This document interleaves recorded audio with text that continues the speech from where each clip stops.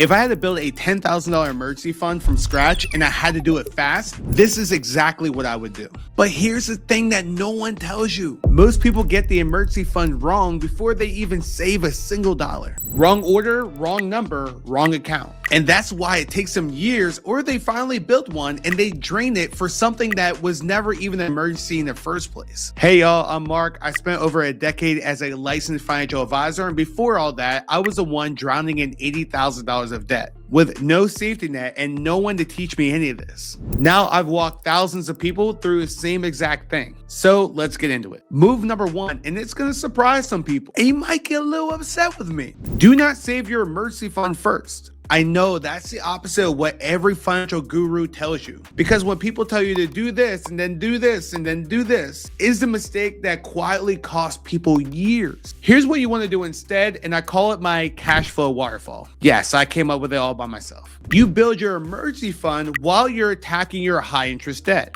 all while grabbing free money from your employer. Yes, all three, all at the same time, all on the same paycheck. Because if you go one at a time, you're losing something somewhere. Maybe you're taking the entire year to build your emergency fund only, while your credit card is growing like crazy the entire time. Or maybe you're taking a year or even two just to focus on debt. And then unfortunately, the day that something breaks, you have nothing saved. And the worst one in my book is if you skip your employer's 401k match through any of this, you are giving up free money. And I don't know about you, I love free money. That match can be an instant 50 to 100% on your dollars that you put in. And I promise you, your employer is not gonna call you and say, hey, you left money on the table. So I tell my clients, even if you have a mountain of debt, even if you're broke, still get that match. So if you wanna do this yourself, split every paycheck across all three buckets. Emergency fund, high interest debt, employer match. Stop waiting to finish one before you start the next one. Now look, I'm gonna be real like I always am, and the hardest part isn't the saving. It's knowing how much goes into each bucket and in which order for your situation. That's exactly what the cash flow waterfall in my free investing checklist walks you through step by step, so you're not guessing. It's the first link in the description, so go grab it. It's completely free.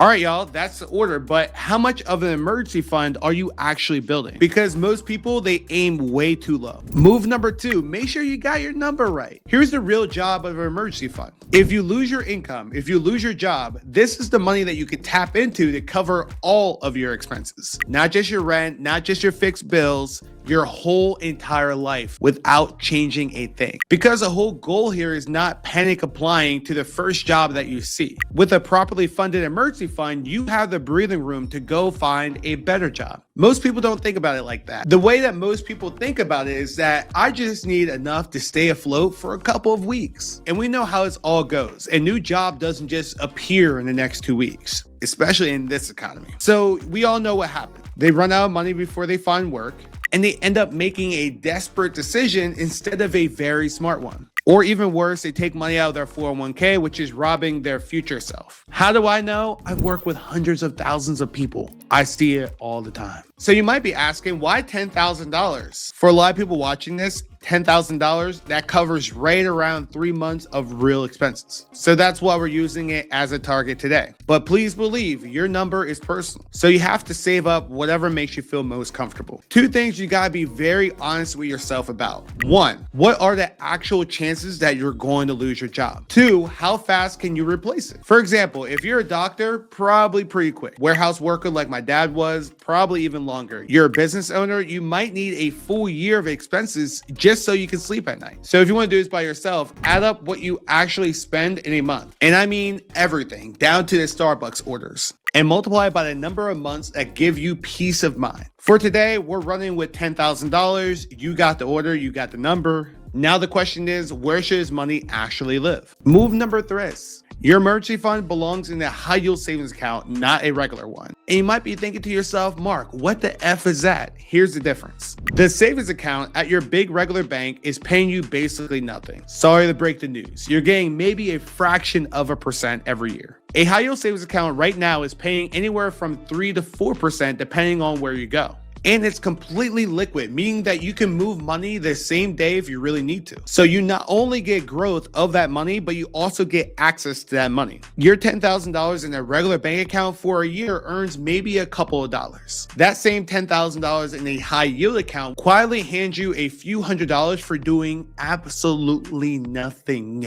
And that's not some investing trick or some play. It's just refusing to leave free money on the table. So if you want to do this by yourself, open up a high yield savings account. A couple that I personally like are Ally and SoFi, and move your emergency fund there. But this is key. Keep it separate from your checking so you're not tempted to treat it like everyday spending money. All right, now the account is set. Now, how much per month and how fast can you really hit $10,000? Move number 4, figure out a monthly number you won't even notice leaving your account. Nail that and the timeline takes care of itself. All right, here's the part that most people get backwards. This isn't about your salary. Take 2 people both making $60,000 a year. One single, one got 3 kids. Same income, completely different numbers. Everyone knows what they make. Almost no one can tell me how much they spend. And that second number is the one that truly matters. So you start with a budget. You figure out what your DI is, which is your discretionary income, the money that is left over after real expenses. Then you pick an amount that you can move out of your account that you would honestly not even react to if it left. For some people, it's $40 a month. For some people, it might be $50, and that's totally fine. Then the math works itself out. At $400 a month, $10,000 takes a little over 2 years. At $800 a month, you're there in about a year. And the most important step that I'm going to tell you about in this entire video is that you need to automate it. And you build the fund before you can even spend it. So if you want to do this by yourself, find a number that doesn't hurt, automate it, and let the timeline sort itself out. Slow and automatic beats fast and forced every single time. But none of this matters. The number, the account, the timeline, none of it, if the fund gets drained. And here's the one thing that drains it faster than anything else. Move number 5, an emergency fund only works if you actually treat it like one. Let's be very clear about what an emergency is, because I think some of y'all get a little confused. This money is for one thing and one thing only: if you lose your income. That's it, that's all. A vacation is not an emergency. A new car is not an emergency. Christmas gifts are not an emergency. Even a family member asking you for money, that's not an emergency either. Because most of that stuff isn't a surprise. You know the holidays are coming. You know the car's going to need some work. And you know your Uncle Jim, because we all got that one uncle that just needs money into the first. You know he's going to be asking you for some money too. So for all that, you don't use an emergency fund for that. You build what we call sinking funds. A sinking fund is money that you put aside for your expenses that you already know are on the way. Travel fund, car fund, gift fund. That way, when that expense shows up, the money is already there and your emergency fund never gets touched. And this next one is personal for first generational wealth builders, because we all know the ask. You become the stable one in the family and suddenly you're the ATM. I call it the made it out tax. Uncle Joe needs $50. You do not pull that money out of your emergency fund, I tell you. You build a sinking fund for family. Unfortunately, we have to do that, but that is a way to keep your budget intact. So when Uncle Joe calls, you say, Uncle Joe, you've got an account I've been putting money into all year. Whatever's in there is what you got. And you're not getting any more than what I'm going to put in. Because here's a hard truth that no one says out loud. If you drained your emergency fund rescuing someone else,